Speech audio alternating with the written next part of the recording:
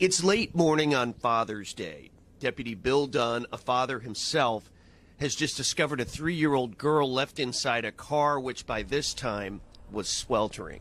I mean, you go from, it was probably 80 degrees outside to where you have 109, 110 degree steam just rushing out at you. When you opened that car door? When I opened the car door.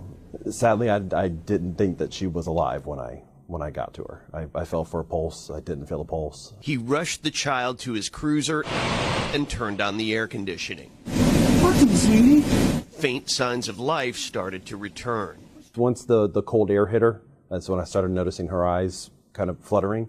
2630, I'm going to take her to CFR. Since this was not originally a medical call, there was no ambulance on the scene and no time to wait.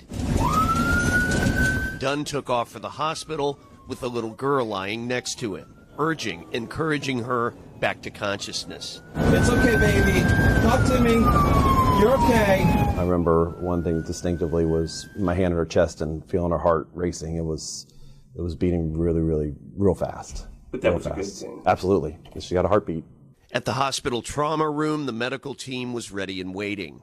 After dropping off the child, there was nothing more Dunn could do. He walked out to his patrol car and slumped over. My legs were a little weak. It's a heck of a thing to experience that adrenaline dump, and then when it finally all goes away, how it really does affect your body. The sad reality is 36 children across America die in hot cars every year. How does it happen? According to scientists who study these tragedies, they often start with some sort of disruption in the family routine. Mom is overslept. Dad is late for work.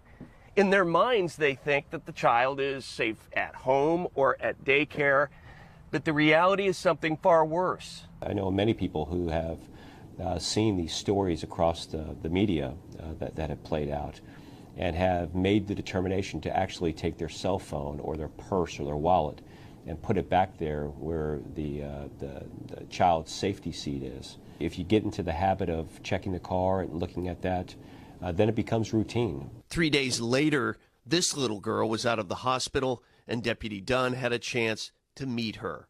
It meant everything to me. I was so happy I was able to do that.